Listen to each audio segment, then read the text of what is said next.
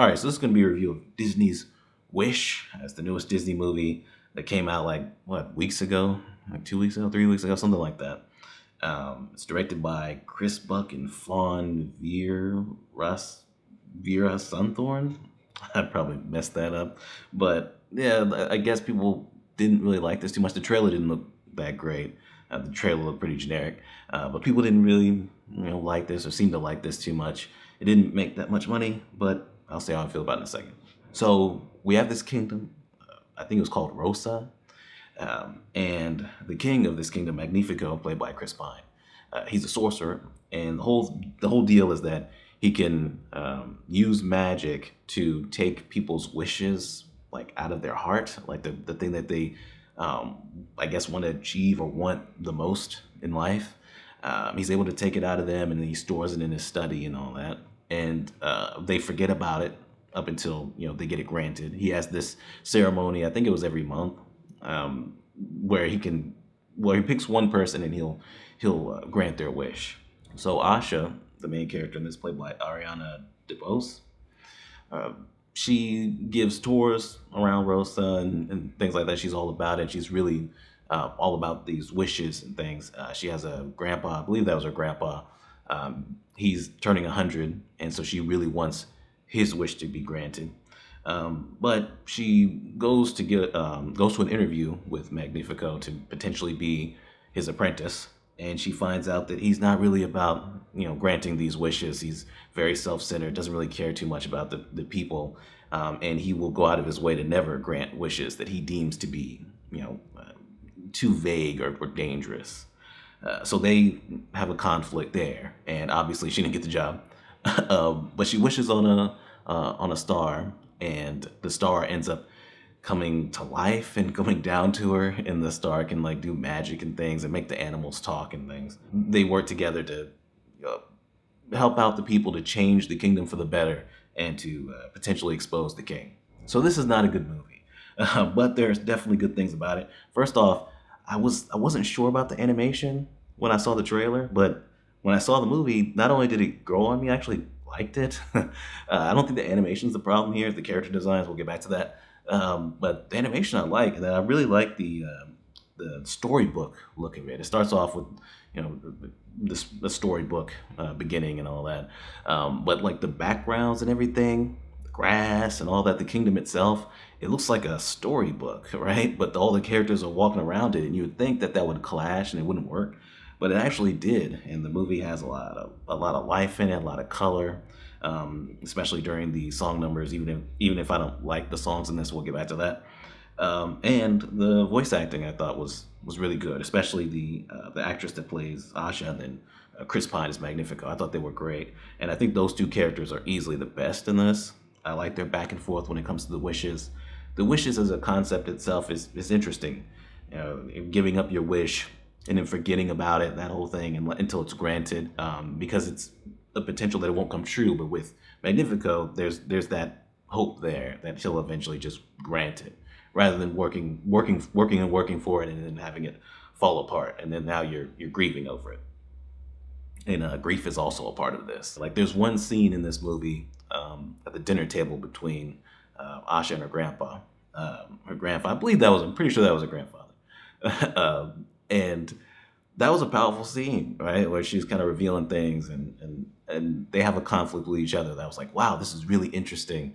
If you would go just a little bit further with it, you would have something here. But unfortunately, this movie is really generic. I guess we're on negatives now. I mean, this movie, it just feels so uninspired. It feels kind of lazy. I mean, it really does. I mean, you have this whole thing with the wish concept, but it doesn't feel like they really do much with it. The king, even though I liked the character and Chris Pine's performance, he turned out to not be all that much. This whole thing with the star, it's like, okay, Disney, I get what you're doing. This is just a cute character for kids. And the star comes down. From the trailer, I thought, okay, the star is going to come down and grant people's wishes, and that's going to cause more conflict with the king and Asha. But the star can't grant wishes. They say that in the movie. The star can make animals talk and sing and do all this other stuff. The star does whatever the screenplay wants it to be able to do. So it can just do things and just points at something, makes magic happen. At one point, can make other people do magic too, or another person. I was like, okay, so this doesn't really feel all that concrete at all. Um, the like I said, the animation grew on me to the point where I really liked it. The character designs, I think Asha and Magnifico, I think those work. The Queen too, but she has these friends that are clearly supposed to make you think of the dwarves from Snow White and the Seven Dwarfs. They all just have like one character trait. They're really forgettable. There's one that's always negative about everything. I kind of liked that one. Um, he reminds me of me. No, I'm kidding. And then she has like a best friend that with the glasses that works at the castle or whatever. I liked her too. She was like the closest one to her. I was like, okay, maybe have that one or those two, and maybe one or two others. But with this whole group of characters, it was like, man, you really didn't give them much to really do. You really didn't really justify this other than kind of a not all that great reference to Snow White and the Seven Dwarfs. I mean, that's kind of it. But their designs were completely uninspired to me. But where it really gets embarrassing is the villagers or the people in the kingdom or whatever. They're they, they are so like generic looking. They are so bland. They're just like a townsperson or villager or whatever. They look like NPCs. I was like, man, this is you could have put a little. I know they're just in the background or whatever. They're not. They don't really do anything, but at least put a little bit more time into them. I mean, because it's embarrassing for a Disney movie. I mean, it really is. The comedy in here, most of it is falls completely flat, regardless of it being a kids movie. They really rely on that talking goat, the goat that could talk. And early on, they're like, "Oh, which you could talk. You're always talking," and then the goat's talking, and then once it starts talking, it never shuts up. It just keeps saying things, at different times, little lines or whatever, little I guess, jokes. They're not funny. Only the youngest of the youngest kids would laugh at that goat, but that's pretty much all of it. Other than the Disney references, which were actually kind of funny, so like Peter Pan and stuff like that. But for the most part, the comedy fell pretty flat. The songs, there's the main song about the wish that Asha sings. I kind of liked that one. It comes into I think it's in the movie like twice.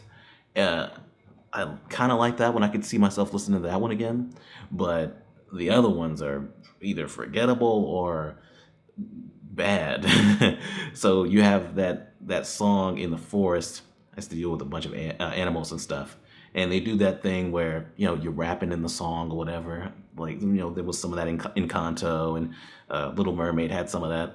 The live action remake for Little Mermaid, and it's like, man, that shit is getting old and it's getting annoying, right? Because it was making me cringe, man. Because it's one thing for it to just not sound that great, but when they do the whole rapping thing, they have the characters have all this attitude or whatever. It's like when they made the song, they were like, "Yeah, we're killing this shit." It's terrible. It's so cringy. I was cringing in my seat, man. It was bad.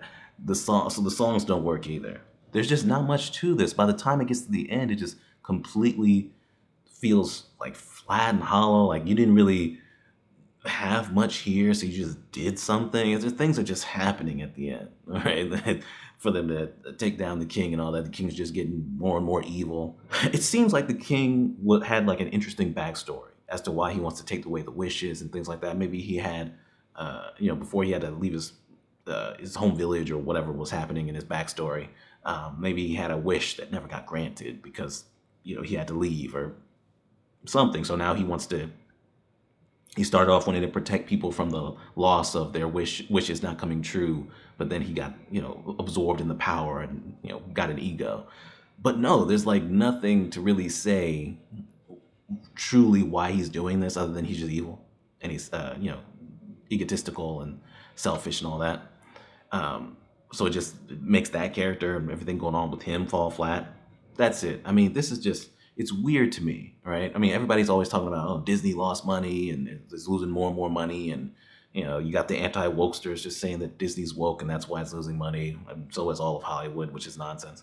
But I guess get your views. But people are also getting views off of Disney's fall just in general. Oh, Disney's this, Disney's that. Really bashing Disney. A lot of which for views. right? So people say this movie's a disaster. It's not a disaster. It's just mediocre.